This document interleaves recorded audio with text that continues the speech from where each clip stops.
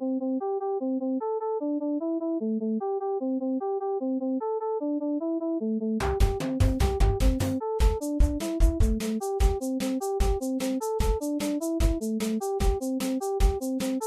back to the EPS podcast, where everything is a primary source. I'm Eric Paul, and I'm joined today by Dan.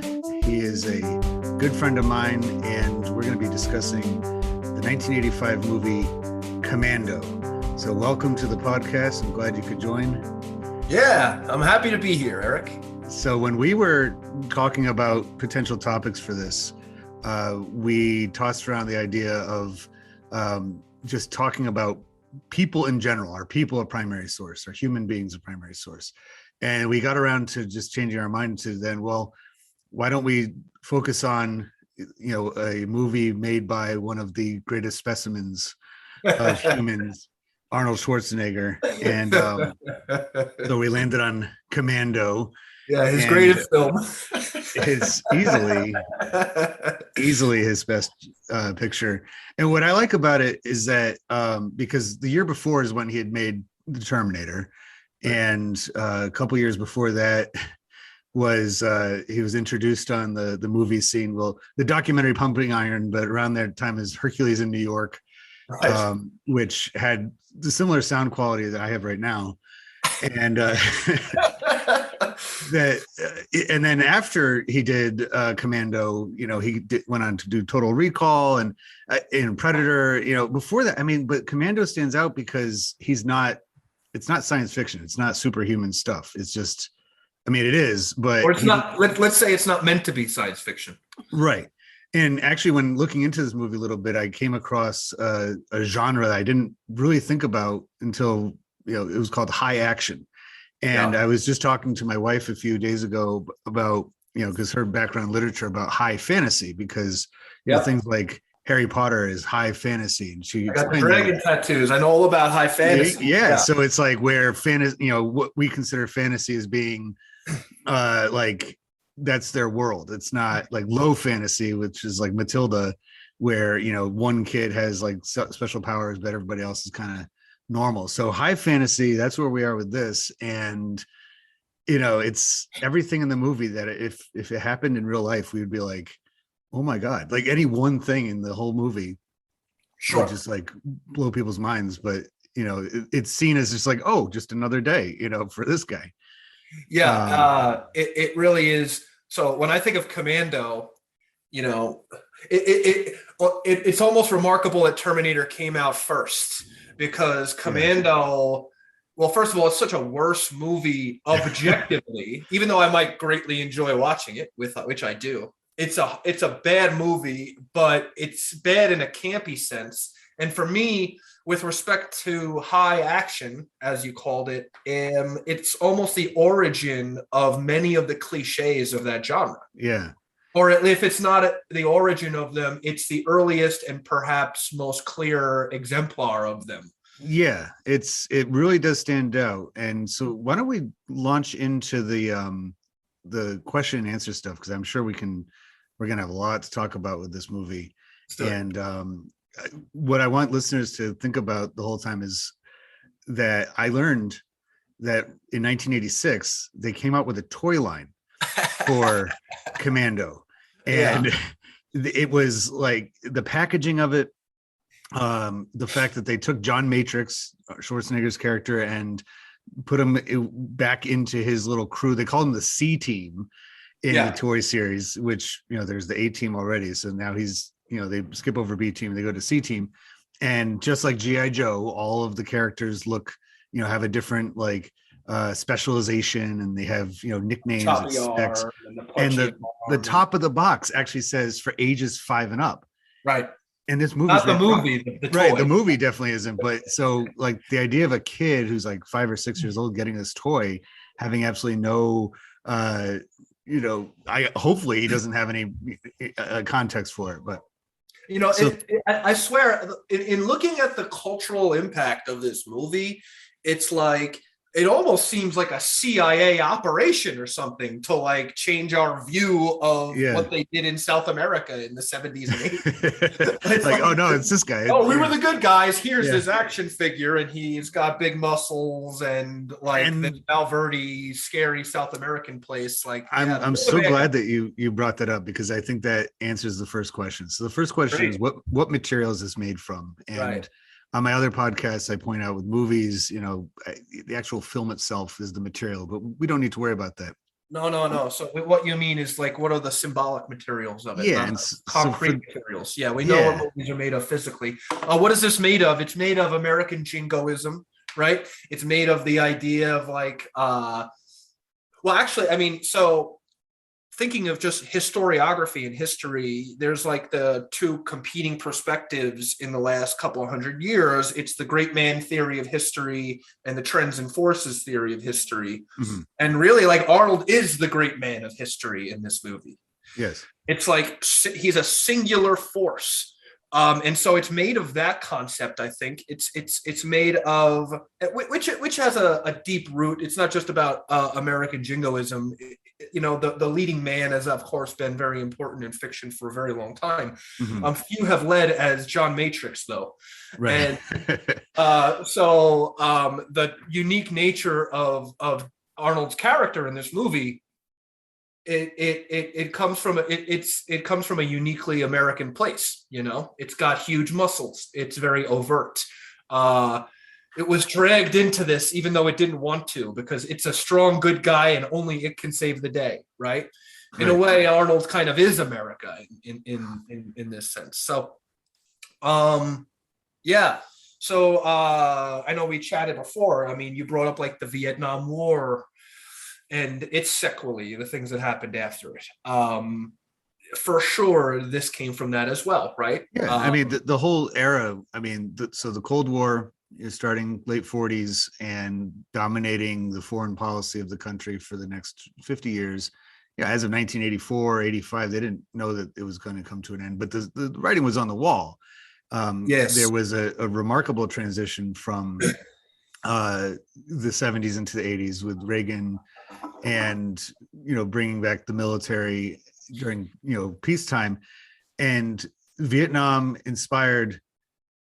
I always get the feeling that throughout the early 80s, and most I think recognizable with the Vietnam War Memorial in Washington being dedicated in 1982, that there was this attempt to heal from that war for the society as well, and almost like an apology was being extended from the civilians to the veterans of that war for not receiving them the same way that the World War II generation had when they came home. And so as a way to kind of repair that reputation, we get this outpouring of that in our pop culture, from the A-Team, like I mentioned before, G.I. Joe, and then with Rambo in particular, which the second Rambo movie came out earlier in 1985 from Commando, and that's another strongman movie. First Blood. And First Blood Part 2, and and then on the other side of the globe, you had the second Mad Max movie had come out a couple years before, which has another Cold War kind of, end of the world future, possible future if the arms race went the wrong way. And so all of this is just like an outpouring into, in this case, a movie, the original. So the next question, how was it made? Like a lot of movies, it was written. I believe that First Blood is actually a book first, and then they made it into a movie. I'm going to do a spoiler here. Commando was not a book. Right. And that's where I was going with it, is that, it was completely contrived based on just the climate of the times. That let's make one distinction here from with Rambo and Commando and anything that came before it. One place these movies was made was the gym. Bodybuilding culture manifested in these movies in the enormous and superhumanly enormous biceps. I'm glad you brought that up. And of both Stallone and especially Schwarzenegger. I mean, Schwarzenegger was literally Mr. Olympia. Yeah. And he not only was Mr. Olympia, he was a different sort of Mr. Olympia at the time.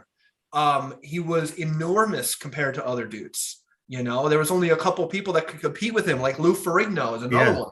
Who In gets raw tapped to be in, size. and Yeah. then they take Lou Ferrigno and put him in the Incredible Hulk, because people like that just weren't part of the the No, this periphery. wasn't. In other words, this wasn't Charles Atlas or Charles Bronson or you know, and the what gave these men their power wasn't just their skills, although that's always emphasized in the movies. It was their enormous physical prowess, and so I mean, that's a uniquely American thing too. And I really think that informed, like you said, this movie is made. It was made for Schwarzenegger. They had to have it in mind. The original draft, I guess, the original idea dealt with an Israeli retired special forces guy who decides that he doesn't want to be living that life anymore. But then they said, well, here's Schwarzenegger. Let's rewrite it for him. And let's make this about him. So yeah, I think that absolutely the material, as I put on my list, it is bodybuilding and Arnold Schwarzenegger. That kind of physique just didn't, like you said, it was, even comic books didn't have those physiques not until these guys start showing up on the big screen. Yeah, and it's different. Even we look today and we say, oh, it's just like The Rock, or it's like, no, Mr. Olympia is not just like The Rock. The Rock's an enormous jack dude, and like nobody can achieve that naturally. And well, that's happening in the 2010s and 2020s. This is in the 80s. Yeah. This dude was enormous. I'm 6'2". He is 6'2", 245 with 18 abdominal muscles poking out from the t-shirt. You know what I'm saying? Like, this was a different sort of animal. And he was most famous not just as a bodybuilder, but for developing bodybuilding as a sport and science. Yeah. Like I have in the other room, I almost brought it to the podcast. Arnold's Encyclopedia of Modern Bodybuilding. Much of it now outdated, fair enough. But like, this dude was extremely formative in bodybuilding and then in high action for sure. And I think that bodybuilding, it was well, they call it Muscle Beach, but that part in Southern California, that beach there where they are always, Gold's Gym came from there. It really says something about society's, leisure and recreation time, that if you are, whether it's through technology or just through having, extra income, whatever it is that allows for you to actually make money just from lifting weights, and being like a model, or, isn't in Pumping Iron, didn't Arnold and a few other guys get hired to pose at some art gallery as like living sculptures or something? Oh, so now you're testing. I haven't watched Pumping Iron in a few years. So if I remember, I think they did that. The movie starts out in part with him doing ballet as well. Yeah. And so, he was just he wasn't just a muscle guy, in other words. Stallone was just a muscle guy and actor, but Arnold wasn't.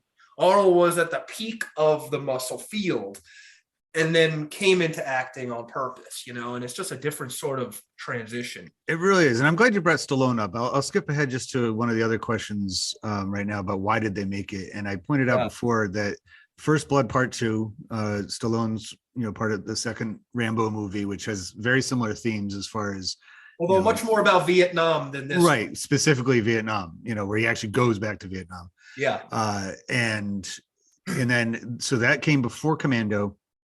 And then by the end of the same year, 1985, Rocky IV, which is, if you're talking about jingoism and, Cold War themes, is the ultimate Cold War movie, where at the very, he takes on the Soviet Union himself, basically. Right. And, with Ivan Drago, the symbol of Soviet, athleticism and, robot likeness, he's basically the Terminator, and he fights him, almost to the death and all that stuff. So that movie, those were good movies. Commando is fun to watch. Commando is not a good movie.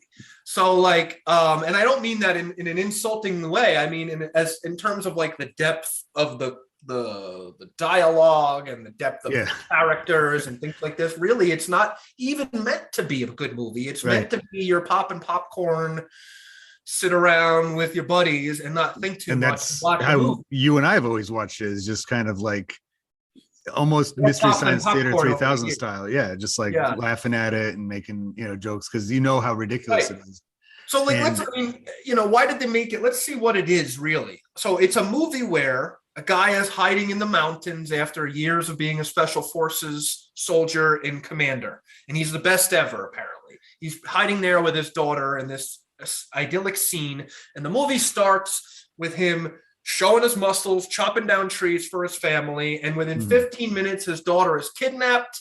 The soldiers that came to try and recruit him back in the military are dead, and Arnold is on a crusade against what we find out is a generic, hilariously cliche, not even authentic sounding South American dictator of a right. fictional country named Valverde, which I don't know, people won't be able to see, but you are apparently at Valverde right now, which it looks Right. just Well, like yeah, that. I have the image behind me. That's, this shows it on purpose. Yes, you went to Valverde just for this podcast. It was that So, important to me. so what does that reveal? The fact that they did like, okay, Valverde. Valverde is not a real place. Why wouldn't they just choose one of the dozens of countries? Well, one, most of those countries probably had a coup or something like it done by the CIA. So they didn't want to hit too close to home. But also Americans, and I don't want to come off as bashing America in this, but like they're not famously worldly. So Valverde sounds just as real as any other place to Yeah. 1980s Americans. You know what I'm saying?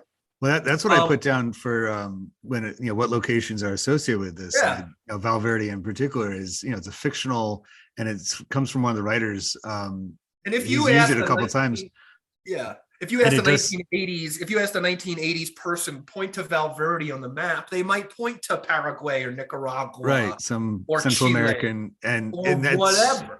that was like Yeah. part of why it just, you don't even think about it when the movie there's like, yeah, and just like, oh yeah, because these places just President kind of Arias blend. is an Italian dude. Yeah.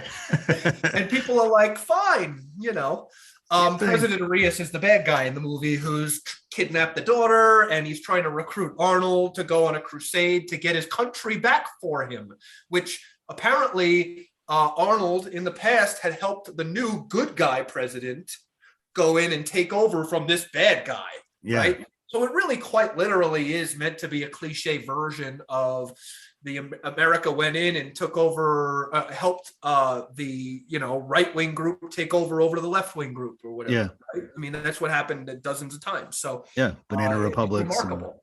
It's remarkable. Yeah, it's pretty much like, yeah, you could just churn that story out pretty quickly. And when they did, and it's clear that so the reason why they made it was because they're like, well, here's a quick way to cash in on, that's pretty much the extent, I would say, of the general audience, especially the target audience of this movie's interest and understanding of Western Hemisphere politics and Yes. military overthrows and stuff like that. And they're like, yeah, okay, makes sense. Let's do it. Yeah. So the likely, when I ask the question of who makes it, you have a director by the name of Mark Lester. You have the star, Arnold Schwarzenegger. You have Silver Pictures, which is the production company within 20th Century Fox, and then 20th Century Fox, which is the distributor of this movie. And the role and status of them. Lester had been making movies like this, not exactly like this one, for a while. The previous year, he completed his work with Stephen King's Firestarter. Schwarzenegger, like we said before, he just come off the Terminator, which in that movie he really has no dialogue at all. He just has a few lines, and Yeah. his. By the way, like a much better, like we said, a much better movie, a much higher budget movie, and now a much more long-term culturally impactful movie. And you might say, why would he go backwards and do this? It's like, well, there weren't an enormity of roles for 260-pound bodybuilder Austrian guys who couldn't speak English that well. Well, and at least in this time period, they explained his accent a bit more because so John Matrix is from East Germany, and they even in Kindergarten Cop he talks about he's from Austria, and Yeah. all that stuff. By the time you get to Jingle All the Way, they're just done with that. They don't ever explain why this guy who lives in Minneapolis, and has like a family that has normal, regular American accents is just speaking like that. And they're like, whatever, just, They forget about explained it in this movie in the first 10 minutes. Right. He's like, it's subversive. Why don't they just call him Girl George? Remember? And she goes, "Oh, Dad, that's so old." Alyssa Milano's says that to him, and he says, "Well, when I was a boy growing up in Spreckenfeld, East Germany, the communists said it was subversive. Maybe they were right." So we know instantly he's from East Germany, the good guy side. Well, no, that's the bad guy side. The bad guy side. Yeah, he defected, but he escaped it to the good guy side, and now he's on the good team. Yeah. Right, and they must have vetted him pretty quickly. He's like, yeah, you can be some special forces guys, Delta Force. You're probably solid. Yes. And then so he's the Terminator, and then you have 20th Century Fox, pretty old studio, Silver Pictures that started in the 1980s. I guess where I'm going with this, as far as what it tells us about the time period, is that the movie industry was surging back to prominence in the 80s, and it was riding on the big blockbuster action movies. That's really what brought it back, because television was going that direction too. I mentioned the A-Team before. I mean, that show was on. It was highly violent. They had all sorts of crazy, very similar ideas behind it too. These special forces guys who are retired, but then they act as mercenaries and all this stuff.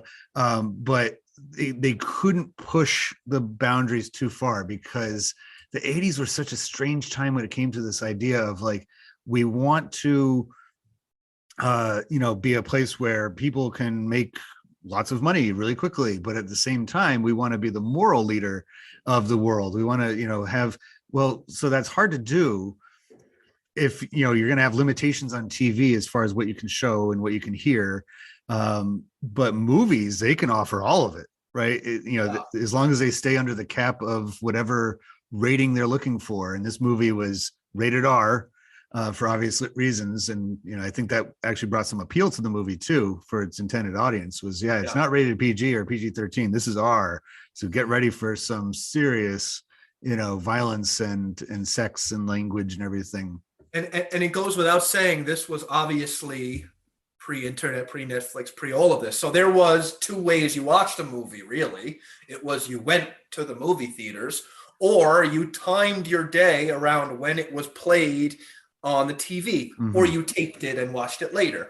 TV wasn't just the box. It was the system by which you received the content through the box. Right. And it was they were competing quite a bit with video game systems being hooked up to TVs, VCRs, like you mentioned, the movie rental stores. I can vividly remember throughout the 80s seeing big posters in the video rental stores of movies like Commando and Predator, and seeing Arnold Schwarzenegger right there, which made it so later on when he was in a movie like Kindergarten Cop, which I was allowed to see, it made it almost all that more. And they played off of that in the first part of that movie, where in the first part of Kindergarten Cop, he's basically acting like John Matrix, or he's acting like the Terminator, or any of his cliche characters. He almost acts like the Terminator. And then he did Twins around that time, and he was, and those movies, like, part of the punchline of those was that this is Arnold Schwarzenegger. This is the guy that single-handedly destroys an entire island nation. Now in a way that The Rock and modern guys, they don't hit that note. They're just almost looked at as normal in movies. Like, oh, it's just a big guy. And it's maybe commented on, but you're right. The punchline of Kindergarten Cop or Last Action Hero, or even more so Jingle All the Way, the punchline of these movies is often like, what the hell is this Mr. Olympia doing as a kindergarten teacher? Like, cops don't look like this guy. Right. Like, it's just not, it's crazy. I think that he struck a unique chord in American culture because of how excellent he was in his previous life. And he was almost granted, like, people just wanted to see Arnold. Yeah. And It wasn't necessarily that he was like the sexiest man alive. It was more so that like men idealized his Mm-hmm. physique rather than women desiring it. Of course, women like muscles and movies and so forth, and that was a selling point. But really, it was about the kind of like masculine archetype made manifest in this weird foreign dude who came here because he likes it here and we're the Yeah. best, and watch him pretend to kick an ass in the name of America for 2 hours for 12 Right. bucks. Like that was his selling point. Yeah. And that's such a good way of putting it. I mean, he held that so perfectly throughout the 1980s, and that was his era for Yeah. certain. Was the and that was his wheelhouse. It was that, and I think he lost it later on. He tried to return to it after he made, like, Terminator 2 is his return to that kind of movie again. But then by the end of the 90s, when he keeps making like he makes the movie Eraser, and I remember seeing that in the theater, and I went to see it because it was Schwarzenegger. I'm like, it's Arnold. I love him. I think he's great. Yeah. And while watching that, I'm like, yeah, it just didn't really match the time period as well. Because it takes Arnold, because Arnold is a lump hammer, not a nail gun. He comes in and knocks it off the walls. And in Eraser, he was like a secret agent. Right. I have only seen Eraser once or twice, and the reason is because it didn't really feel as much like an Arnold movie as other Arnold movies. Well, and I think you and I went and saw Terminator 3 together, and by that point, it was getting, because he'd been governor of an entire state by that point, and another remarkable. And so it was weird seeing him come in, and it was just like it just didn't work anymore because CGI effects had gotten to the point where they could take anybody and make them lethal. Yeah.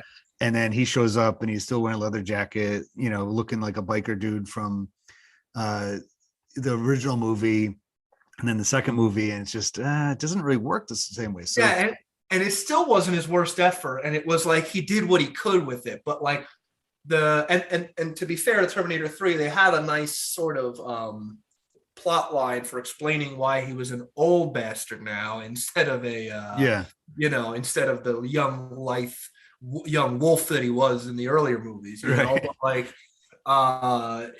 even if they explained it away, it just didn't feel as, it didn't draw us in as much, Not at all. It was weird in that way. It was kind of, I hate to say it, but it was sad, because this one had been held up on such a high pedestal that to see him trying to repeat that look and everything was just, I think maybe you should turn to other things, which he eventually did. And a lot of even Terminator 2 onward, but especially Terminator 3 and many of the later movies he did, in contrast to Commando. And actually, a Jeopardy champion, Ken Jennings, wrote a book about this, where a lot of modern movies use humor an enormous amount to kind of mask over or make more palatable the epic violence or lust or whatever they're portraying on the screen. Commando actually isn't meant, anyway, to be a funny movie. No. It's meant to be taken pretty seriously. It's taken seriously. Maybe it's like winking at the camera because, he like gets hit by a car, jumps up and starts running right away. But like that character ain't winking. It's kind of the movie winking at you. Whereas like in modern, there's much more violence, say, in even a modern Marvel movie where entire cities are destroyed. Mm-hmm. But because the jokes are coming at you faster than a New York City comedy club, it doesn't feel that scary. Even the characters in the violent scenes are cracking jokes to each other. The Hulk and Iron Man and this. Arnold wasn't joking. He's like, give me back my daughter. I'm pretty mad about you taking her, and I'm going to kill everybody, and you ain't going to hear a punchline from me. No, he doesn't do that at all. And I think those modern Marvel movies are definitely just another reflection of the time period in which they were made, because we've become such a commentary prone society with our entertainment that we want we're always talking, the movie going experience has changed so much. Even if you go to the movies, it's Yeah, there's so many. People are making memes and gifs or gifs or whatever. They're doing all these side commentary, and so it's almost like with the modern movies, they're just putting us in the actual movie itself. Yeah, yeah. They're like, oh yeah, we know that this is funny. It's that self-effacing humor that they have, which is that's why it's so nice in watching Commando, because they don't do that. No. They And, allow us to make those jokes. and in And fact, if you go back and watch Terminator 2 compared to Terminator 1, really there's a huge disparity there. yeah, John Connor in Terminator 2 is like, making the big guy say funny things. yeah, And even though it wasn't as much as modern Marvel movies and so forth in terms of the jokes, they were coming at you way faster than in Terminator 1, which was, which is go when they watch. kick into Bad That's to the a Bone. dark movie. That's a dark movie, Terminator 1. Yeah. Oh, very much. It's very Yeah. noir. And Terminator 2 is kind of hokey. There's not as many kill shots. It's like, but Terminator 1 is just a brutal kind of snuff film with a killer robot. And yeah, Terminator 2 is like a hero robot saves the day from bad robot with kid helper. right. Like It's like what is it? 1.5 Cops, with Burt Reynolds and so this movie Commando, I found it interesting, its release date. Considering I think I mentioned to you before that I found the director's cut, which is 2 minutes longer than the original one, which tells me it probably was thrown together pretty quickly. So they filmed it over the course of a month and a half, starting in the spring of 1985. They probably could have had it out by the end of the summertime, but it came out in October, which is, of course, in the movie industry, that's when a lot of the slasher movies and the horror movies come out.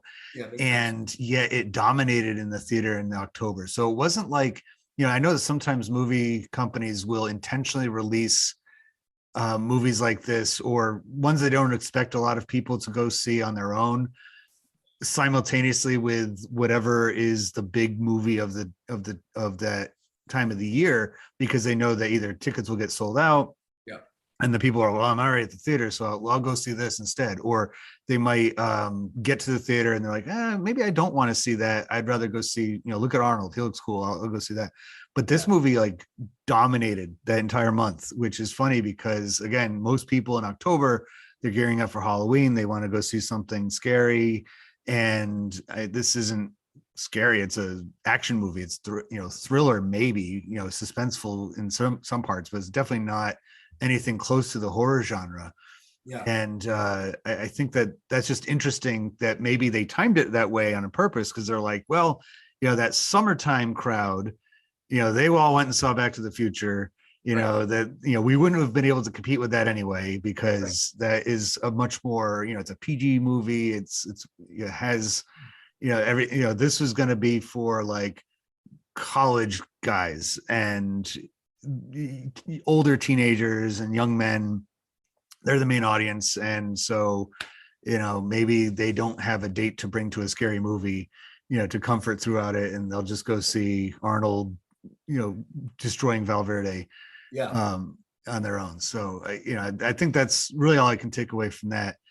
So the next question is, where was it made? And again, with the low budget component of it, they made it all in Southern California. They didn't really go anywhere to make this movie.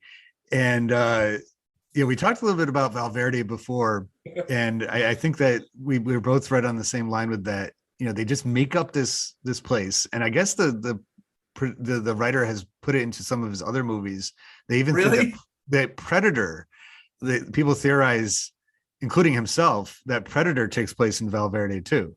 That it's just like, because they didn't want to agitate, and that tells you something about the climate of and also the audience, that these movies were reaching beyond American screens. And so if you screen a movie like this and you call it Colombia or you call it Nicaragua, that might turn off some audiences even before the movie comes out, that they're like, how are they depicting our country? This is why I'm only half joking when I say I wonder if this was a CIA psyop or something. Yeah. Or I don't want to say psyop because I sound like a conspiracy guy, but like the CIA and other American arms of the government, like they have had a hand in Hollywood historically. Mm-hmm. And for me, as much as I like these movies, you can't help but read into it in that regard. It's like this is meant to uh, maybe we'll say pave the way or whitewash what America was doing in the world geopolitically, such that anybody not paying too much attention who had something like this in their head would be prone to interpreting geopolitical events in a manner more favorable to the United States. It's unlikely, in other words, that a Commando could have been made in 1985 that where Arnold was kind of like going against the United States forces and stopping a coup or something. Yeah. Like, I don't know that that movie could have been made or would have been received well because of the other pervasive propaganda around what was going on in South America. I mean, Val Verde doesn't even make sense in the Spanish language. I speak a little bit of Spanish. I'm not like fluent or anything. I had to look up what Val meant. I thought maybe I didn't know. It means like okay. So Verde means green. This means okay, green. They probably thought it meant, without even checking, they probably thought it meant Green Valley, Val Verde. It doesn't mean Green Valley, as far as I can understand. As far as I can find. So it's one of those where it's like low effort. It's like, I'm sure they spent all about better? 30 seconds thinking that one up, and they're like, yeah, that's fine. Just let's keep with that one. Or they could have found a guy who might, speak Spanish as a second language for the dictator of the Spanish country, instead of President Arias. I forget what the actor's name was. It's like this dude, he looked like he's a used car salesman in Toledo, like he didn't look like he was a dictator of a South American country. Yeah. And there's so many movies like this in the time period. I can't nail down the exact dates, but I think about like the Iron Eagle movies, where they just generic Middle Eastern strongman, dictator guy that's holding the dad hostage and stuff like that. And where they just... We went through time periods, right? So we had the Vietnam and its responses. We had the South American coups and their responses. We had the Cold War and movies that responded to that. And we had the Korean War and movies that responded to that, and so on and so forth. And now, if you look at, it's still true. If you look at modern movies, who are the bad guys? It's still typically Russians, right? They're like the easy ones. Well, when they made that, you get white guys to do a Russian accent, I think. When they did Creed 2 a couple years ago, where it's Apollo Creed's son. Is fighting against Ivan Drago's son. It's like, well, I wonder why they recreated this rivalry. Oh, that one, that hasn't been ended yet. It's still Russia. Yeah, it's all over the place. The Russia Gate concept. One of my problems, I don't know if it's a problem or not, but I remember, this dates all the way back. I can remember in high school where I when I was in art class, we had to do a still life, and I got huge praise from my teacher because I had used the entire frame. Like I covered the entire canvas, and I she's like, look at how he brings in the viewer into this still life, like this bowl of food or whatever it was. And I got so carried away with it. Like the next time we did one, I focused in within like an inch. And it was just like the shadows, and like you couldn't even tell what it was. It was just abstract. So I'm like, oh, look how deep I got. And she's like, I think you went too far.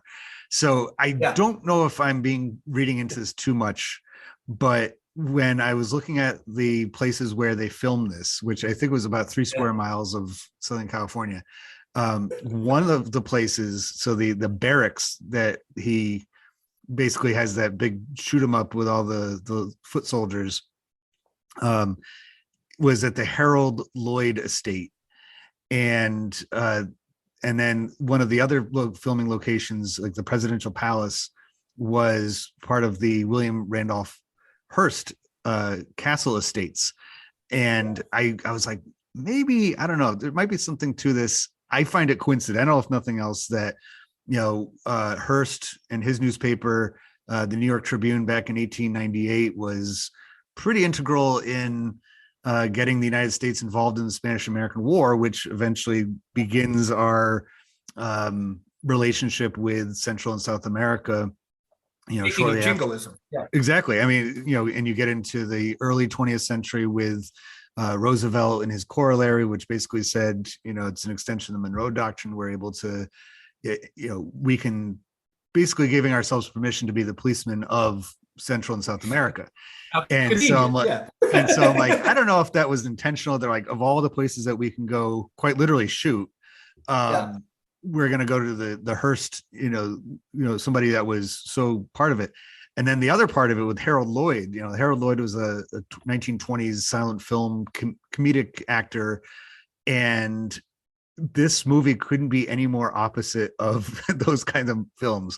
And so by having another, firefight scene, yeah, I might be going too far with it, but I always think that when somebody, even if they're not realizing it, I think in this case, a filmmaker, when they're making their movie, subconsciously, they're like informed. There are no random thoughts. Right. Exactly. Yeah. We've talked about that before. There's no real, coincidences, like something compelled that. And maybe I'm the one who cracked the code on that. Or maybe, like you said, there was a, CIA person in the ear and be like, maybe we should go over to that Hearst. And you know what? To your point, like I don't want to sound like a conspiracy guy. I have no evidence that this movie was generated by anything having to do with the CIA, but propaganda works in a number of different ways, right? I made somewhat of, as a psychologist, I made somewhat study of propaganda over the years, just as a personal interest, both American propaganda and propaganda abroad.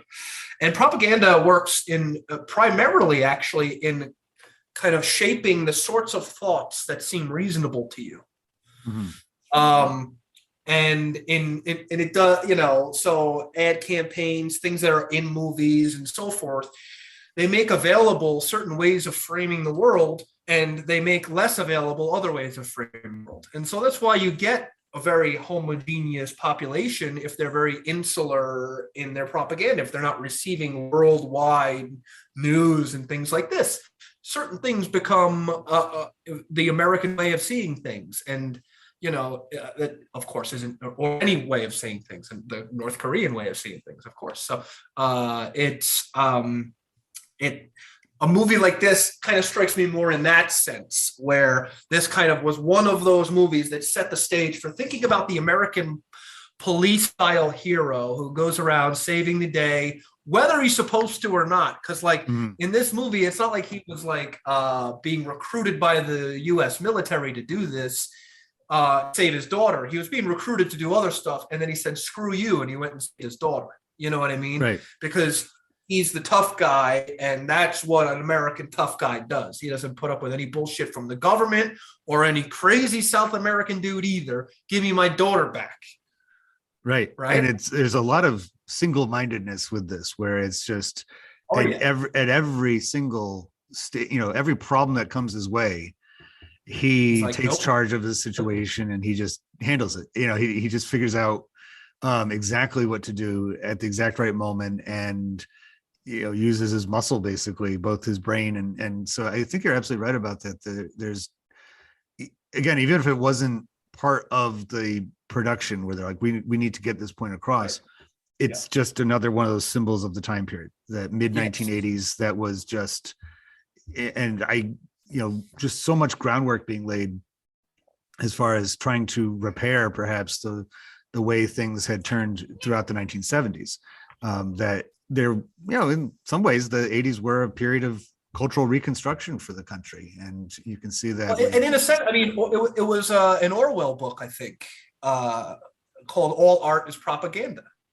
and so in a sense, I mean, whether it means to be or not, art reflects from where it comes and to whom it's directed, and in that sense, it's not really even a criticism of the movie. It's not like, oh, this movie sucks because it's just American jingoist propaganda. It's, well, even if it is in a piece of American jingoistic propaganda, it probably wasn't only or mostly made for that purpose. It just is that, because art, when considered in its context, does have a propagandistic element. And I think always, unless you're in, art reflects the culture from which it comes, which reflects our biology and so forth, all the way down, Absolutely. And as you mentioned before, this movie would not have been made 10 years earlier, maybe would Or have 10 been years later. 10 If it years came later, 10 years later, there maybe would have been a million jokes. it would have been True Lies. It would have been him actually winking at the camera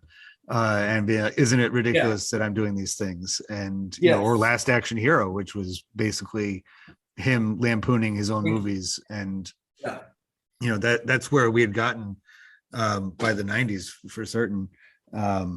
So now going back up to the question of, and we've covered a lot of this already, so we don't have to rehash everything, but who is the intended audience? If we're treating this as an artifact of the 1980s, when they were making it, who did they have in mind? I mean, the easy answer to that is the young to middle-aged American male. Yeah. Or maybe I shouldn't even give it an age period, because I don't know that that's a fact. I would say this is obviously a quote unquote guy movie, right? Mm-hmm. Where there aren't too many redeeming qualities about John Matrix in this movie, except his love for his daughter, that women would find endearing. He's not even particularly nice. He's not even particularly nice to his newly discovered paramour in the movie. We haven't even mentioned her yet. Yeah. Yeah. He's kind of like, let me drive me around and fly me there and leave me alone. And then at the end, I think he kisses her and then goes off into the sunset. Yeah, because he just kind of runs into her. She's not part of the. She's in a mall. And that's another thing too. I should mention that same mall was used again in Terminator 2. And it's the Galleria. It's the, when the girls are asking, telling the T-1000 where they went. It's the nice. Galleria. And in Commando, Arnold does a fireman's carry on a whole phone booth containing a person. And then he swings on a balloon and lands on top of an elevator and then punches the elevator, takes the dude out of it. I remember there's a scene where 8 cops surround him and he just goes, and they all fly off him. It's and just that setting alone puts it in the time period too, because he's in malls a lot, and there's no real martial arts moves. There's not he's in malls, so there's this one. He's in a mall at the beginning of Kindergarten Cop, which is definitely trying to tap into this movie and saying well, we've seen this before with this guy in a mall. Yeah. Arnold's in the mall again. Run. Yeah, right. Look out. And then even in Jingle All the Way, he shows up to the Mall of America, and that's where he's running down the bouncy ball thing. And again, that's saying of the time period, because if you filmed the movie in a mall now, it would be just Dawn of the Dead. There's because malls are not. Nobody goes to malls anymore. Malls are dead. And and when that movie came out in the 70s, and then the remake it was all about commentary on consumerism and materialism, that we're all zombies and stuff like that. And the reason why it's such a prominent component of the movie in the 80s is because everyone knew them all. Right, you were always going to the mall. Where did we hang out? Where did we try and meet girls? Where were the movie theaters located? In the mall. Where could you grab a quick bite? And America's weird compared to say European countries, because we don't really walk places. A mall is actually a place where you can go and walk from store to store. Only in inner cities can you generally do that. And for those of us who didn't grow up in a big metropolis, the mall was that kind of city within the suburb. Yeah. They were prefab shopping districts. Whatever. Yeah, because and those are a direct product of the growth of the suburbs, because there were these manufactured towns that didn't have a naturally existing commercial center, and so they're we have to make one, and so that's you got a mall. And being in Southern California and LA area, it's a different kind of mall than I think most people are familiar with. But even LA is the ultimate suburb, because it's just this sprawling urban area that has, and it was formed so quickly in the early 20th century, and just took shape so rapidly that they had no choice. There's no naturally occurring. Right. Yeah. It's despite what that song Walking in LA talks about, it is really not, it's not a walking city. It's not Manhattan. And so it's so funny, because from just that scene alone, we're that's the 80s for you. I think Yes. they overdid it when, if you've watched any of the Stranger Things seasons, Yeah. I really Well, liked the first series of Stranger Things because it just plopped it right into 1984, and I was like, yep, it looks like 84, sounds like 84, everything. It was subtle. And then increasingly as they got on with the seasons, by the time they got to the third one, it was just, how can we scream mid 1980s louder in your ear? Let's yeah. show a mall in all of its glory. And I'm like, especially in like middle of Indiana, I can't imagine a mall being that crazy busy all the time. Like, I went to malls a lot as a kid and I never saw anything like that. But it was trying too hard, I think, to be 80s. But this movie had no choice of being an 80s movie. It was. And so one of the many places is the mall. You're going to Right. find somebody, and all this hijinks goes on. And I'll remind you at this point once again that yes, they made kids toys out of this movie. I was just gonna say, yeah, Yeah, this is where you can go buy the Commando action figure. yeah. In the background, And you might see it, which you might confuse with a GI Joe action figure because the box looked identical to the GI Joe stuff. right. So, And um, that's kind of, we're talking about interpreting the cultural significance of this movie and interpreting it as a primary source. And so, I mean, if we do the toys in that sense, what does that say? It says like uh, the fact that they're a knockoff 18 kind of GI Joe kind of thing, they called the CP. You said, yeah, the I CT. mean, man, like what was that? I forget. Maybe it was like Gorbachev when he came over and he said, "Oh, when he went into a supermarket, he said we lost the Cold War because Yeah, he saw how many varieties of the same stuff was on. Like we got 18 mayonnaises. He's like, I can't right. compete with 18 mayonnaises. We got one. And it's often like levied at America as a criticism, even if it's just a fact of America. It's like we have 20 different military action figures for our Right. 5-year-olds, and this one's $2 cheaper, so you can afford it too, and and and it's like, those were not even, I mean, those are also a product. There's a great series on Netflix called The Toys That Made Us, and they yeah, do a one about GI Joe, and they point out very well in that by the end of the 70s, GI Joe had, first of all, gone off of being military guy. They made him a scuba diver and an astronaut because of Vietnam. Parents weren't buying their kids military toys anymore. too many And caskets to want your but kid to be a then soldier.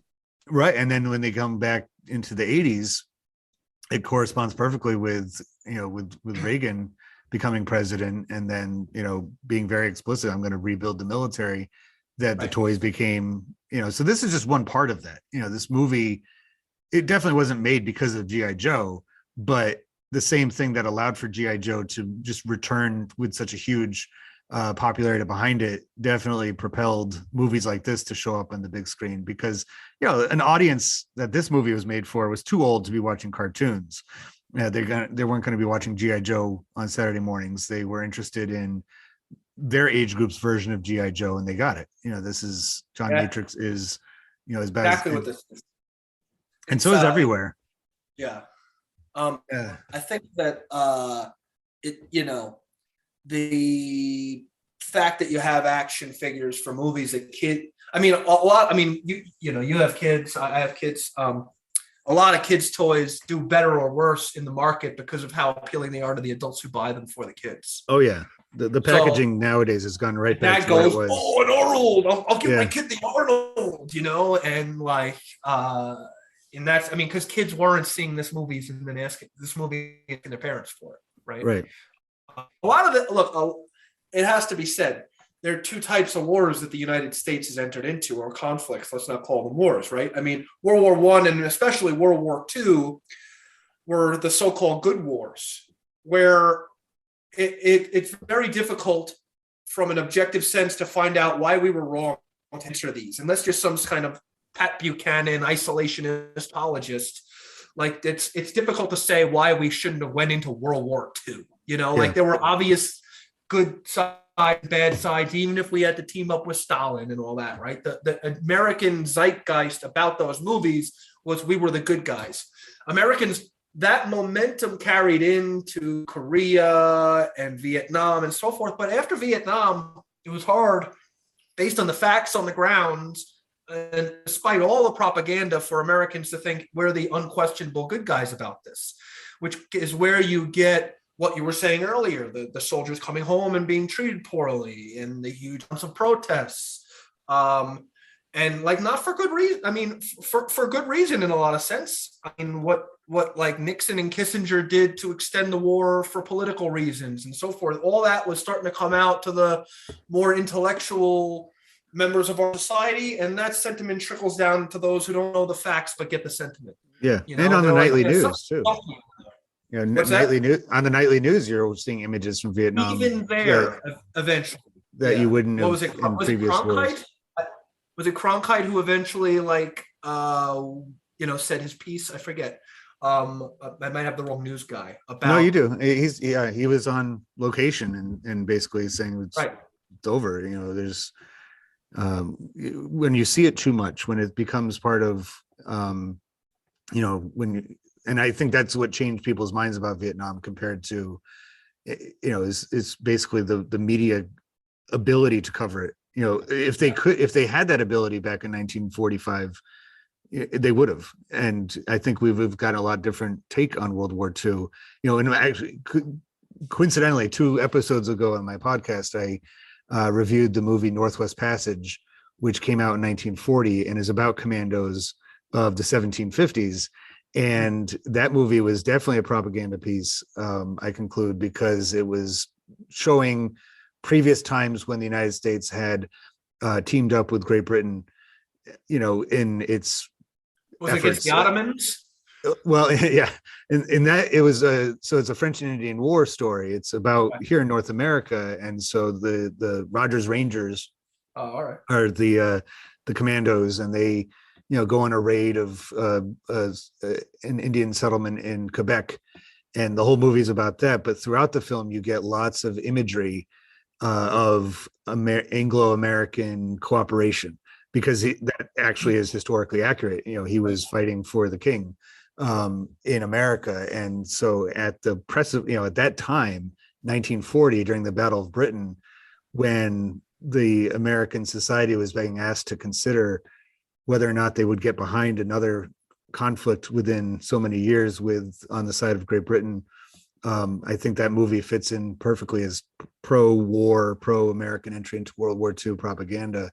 Yeah. And I just find it coincidental that it's another Commando movie, whereas this one's not asking anybody to join even the military, because he's one of the most elite Delta Force guys. He's not like an enlisted dude, that could, I think this movie has more along the line of like, you didn't know these kinds of guys exist, but they do. You look at how, even this East German born guy, he's going to come, like you said before, and fight on the good side.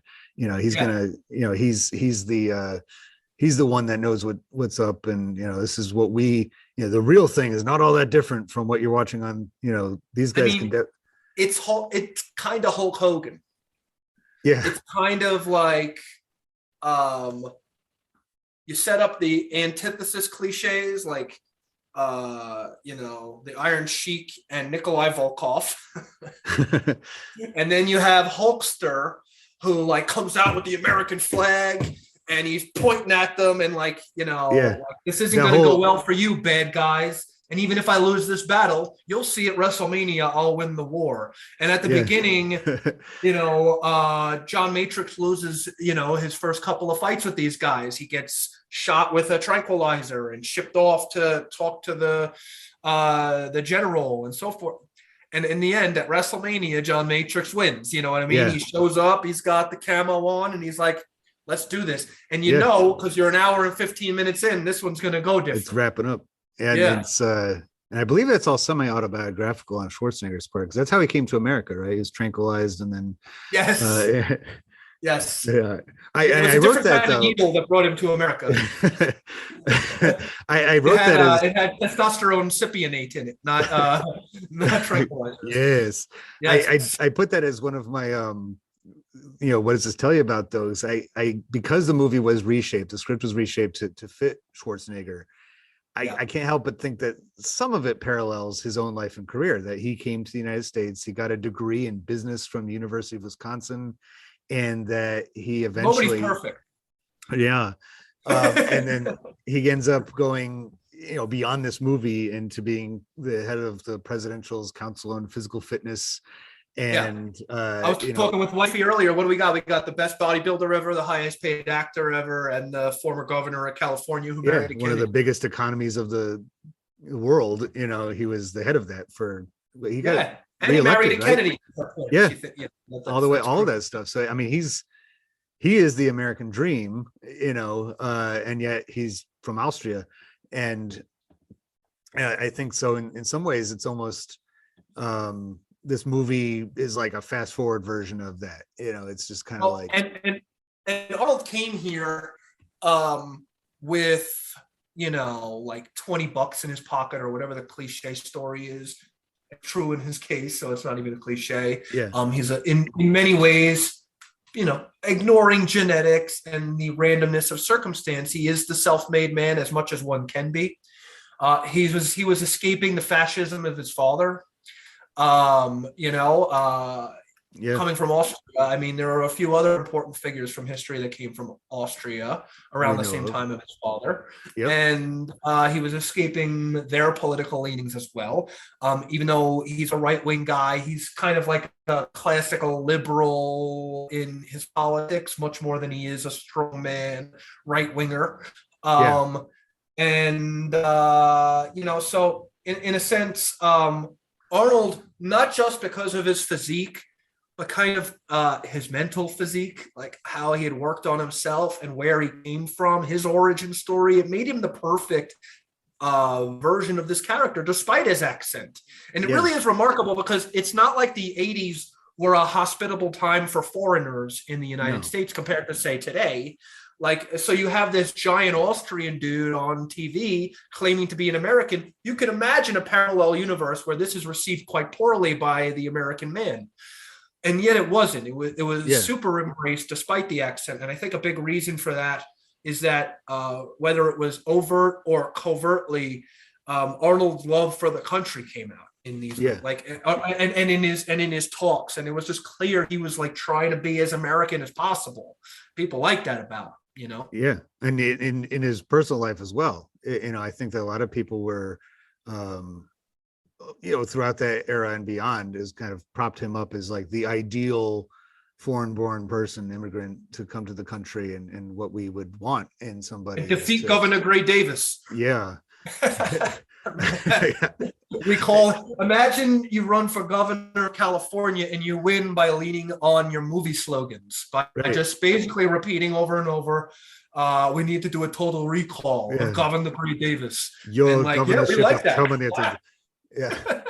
He said a lot of that stuff. Yeah, and it was taken seriously, and people had the similar reactions to that as they did when Hulk Hogan returned from being in NWO, right, the New World Order, and he was bad for a little while, and then when he came back as regular Hulk Hogan, people lost their minds. They're like, yes, because it's simple. And this is an important distinction. I was talking earlier this morning about Hulk Hogan, trying to get ready for this podcast, because I think these are similar characters. And I think the big difference is that the Hulkster kind of marked out on his own gimmick. He thought he was Hulk Hogan at the end, and it kind of like destroyed him as a person. And Arnold didn't think he was John Matrix, and it's what allowed him to progress as a person. He was the best bodybuilder in the world, but he's like, I want to do better. I want to do more. So he goes and he becomes the biggest actor in Hollywood, and he says, this is just silly poppycock. I need to go and be in the governor's game. And so we did that too. And he didn't do it. It's not like he was my favorite politician or something, especially once he was all said and done. It's not like he did very much or was a good governor per se, at least objectively. You might think he is or isn't, but like he still did that. And that's remarkable. Yeah. You know what I mean? It really is a remarkable life story.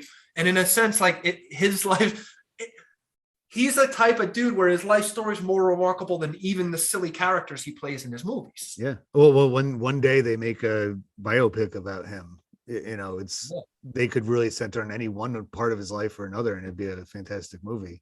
and they could hire his Mexican son to play him. If you've seen his jacked son of the affair he Yeah, had with his I think his housekeeper or something. Like yeah, now he's like doing you know uh muscular poses on Instagram. He looks just like Arnold. He's saucier than Long Island spaghetti. yeah. You know what I mean?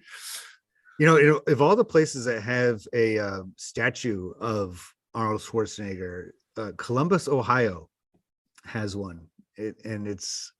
I was there this summer, and first of all, I didn't realize how huge Columbus, Ohio is. Yeah, it's big. I've been there a few times. Yeah. And outside their convention center, they have this big bronze statue of Arnold Schwarzenegger.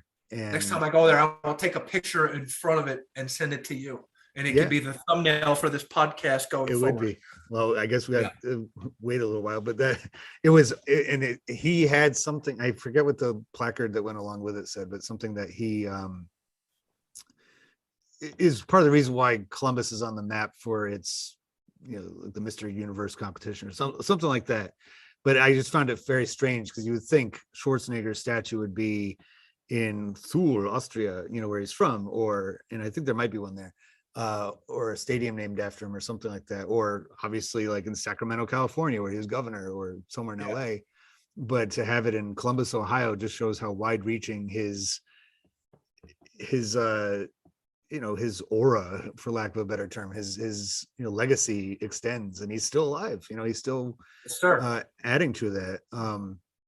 So I think and throughout this podcast, we've definitely covered the ideas and behavior that this movie conveys, very well. And so the last question is this prescriptive or descriptive? And since it's fiction and it's high action, it's entirely prescriptive. And again, we've talked about that a lot, indirectly throughout this.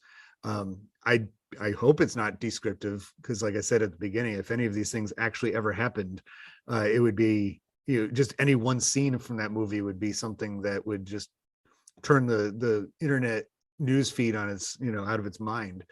Well, in a literal sense, it can't be descriptive. I agree that it's a prescriptive thing. I wonder if high action and high fantasy really fits this dichotomy very well, right? It could just be symbolic. Yeah. But in that sense, I guess it's prescriptive, right? Because what they're saying is this is the way things should be done. Somebody takes your daughter and you're capable like Arnold.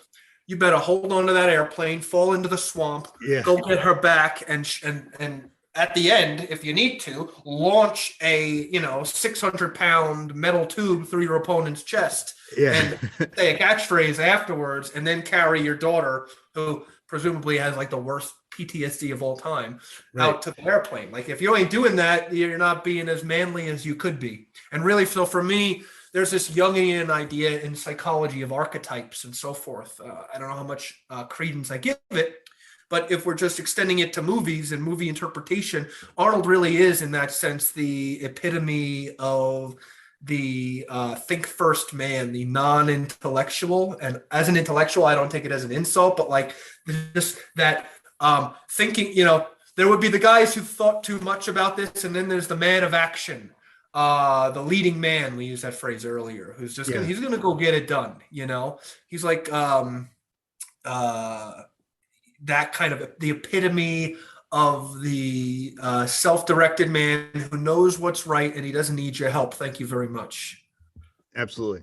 Yeah. And I think it sets, again, and so in its own way, because it is so highly prescriptive in that sense of what it's trying to get you to think about or feel while you're watching it.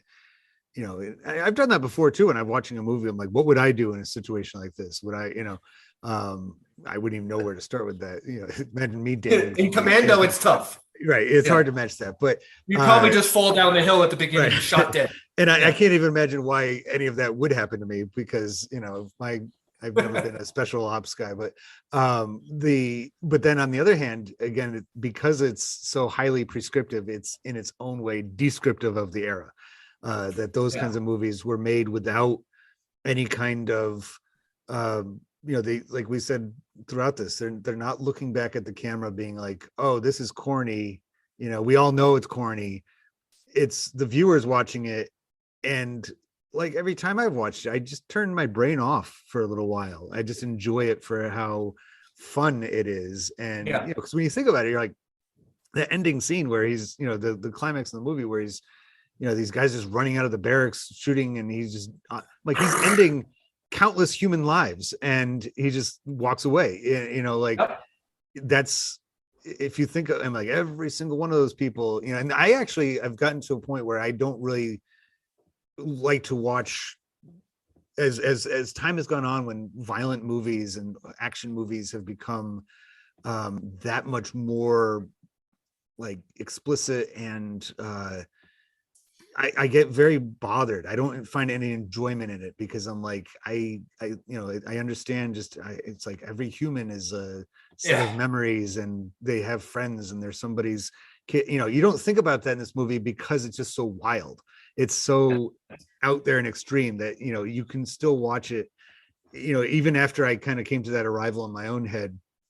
I can still watch Commando, be like, aha, look at him go. Yes. And I I have to say, lied. it was my favorite homework I've done in a long time was watching Commando this morning, getting ready. I think like, and it goes back to something I said earlier. I think a reason that a lot of the modern movies fail to elicit, or I wouldn't even say they fail. They make a ton of money. So if that's your criteria, so be it. But the reason you won't see movies like this anymore is how much humor they pair with the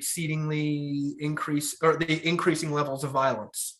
Yeah. It's like, if you're destroying a city and cracking jokes at the same time, for me, that's more off-putting than like Arnold getting his daughter back, even if he's saying one-liners.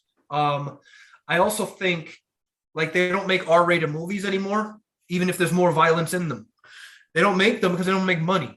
Right. Because people don't go see them because they bring kids to movie theaters, and they Netflix and chill with their adults. So, in that sense, that the movie couldn't even really be made these days because they don't make R-rated movies. If they made this movie today, he would be cracking jokes the whole time about these people, and it would be unwatchable, because it'd be a little more unwatchable, and also because it has to be said in this, it makes you sound like a Luddite or a curmudgeon, but I think that when you have amazing CGI and special effects that look hyper realistic, even more realistic than the real world, if that makes sense, to kind of super stimuli, like you might have in when the robots are coming through a portal in the sky in a Marvel movie or something, like that stuff. It's not campy at all, and camp gets us through some of the filth. So if you remember Lord of the Rings, I don't know if you read Lord of the Rings. No. But there's a character in there that's not in the movies. And it was a common trope that was in Tolkien's first book. Before Frodo et al. Go on their adventure, there's Tom Bombadil, who they meet in a forest and who kind of warns them about what's going to happen ahead. Right. And he kind of like says, okay, you might get, he doesn't say this overtly, but the character is meant to convey this to the reader. He kind of says to the reader, okay, you're going to be scared during some points of this, but it's okay. It's just a story and you'll get through it. Okay. And in a sense, like when Arnold's hanging on the bottom of a plane and then falls 100 feet into a swamp and gets up and walks, that's the Tom Bombadil moment. That's like, it's going to be okay. Cause like, I mean, obviously this ain't that real. So just sit back and enjoy. He didn't fall and break his leg and then wakes up in a hospital with a hyper realistic thing. It's like, It's not like that. It's really is the Superman story made manifest. I don't mean Superman, the superhero. I mean just a super guy and leading man. But that's what's funny. We started out by saying just how this movie is not like his others, where he's not a cyborg. He's not from, in the futuristic worlds or anything like that. It's set in, I guess, alternate universe, present day 80s. Yet he is almost more superhuman in the movie than any of his other ones. The Terminator gets brutalized. He does get killed. He gets terminated. Whereas, far less happens to that thing. And then in this one, he gets, he's just fine. Like it's in. I think we tried to count, and I think we got up near 100 or something like that. I forget what the real number was, how many people were killed in this movie. He starts blowing up buildings. It becomes hard to count. But I remember back in the day, me and my roommates were like, right now, there's 1, 2, 3, 4, you know. You might have been one. I don't remember. Yeah, I mean, I think you're right about that for sure. It's a wild ride, and I've really enjoyed talking to you about it. I could go on for another hour and a half, but I think it's. Well, Eric, if you'd like me to have me again on the show, I'll be back. I'll be back. Yeah, that's what that joke right there is. That's so perfect. But man, I remember the first time I ever saw Terminator, how disappointed I was how he delivers that line, because it became so. Everyone was saying, "Oh, it'd be all dramatic and everything." Like, and then when you watch it, he just says it to the guy. He's like, "I'll be back." You know, just it's not at all. All right, I'll see you later. But whereas to bring things back around for Commando, all the lines in that were delivered perfectly. All of them. All of them. All of them had the appropriate amount of camp to get us to the next scene. They were our Tom Bombadil moments where he said, I mean, even when the first he kills his first guy in the movie, or one of the first guys, and he goes, "If you want to get your daughter back, you're gonna have to cooperate, right?" What did he say? Yeah. Wrong. Just like, no, that's not what's gonna happen. And like, yeah, we don't negotiate with terrorists. Yeah, it's crazy. Well, yeah, it was great talking with you, Eric. Thanks. I really appreciate you having me on, and for everybody else listening to us, I hope you enjoyed our conversation about 1985's Commando. Please check out the EPS podcast everywhere you get your podcasts, including, I'm assuming, right where you're listening to it right now.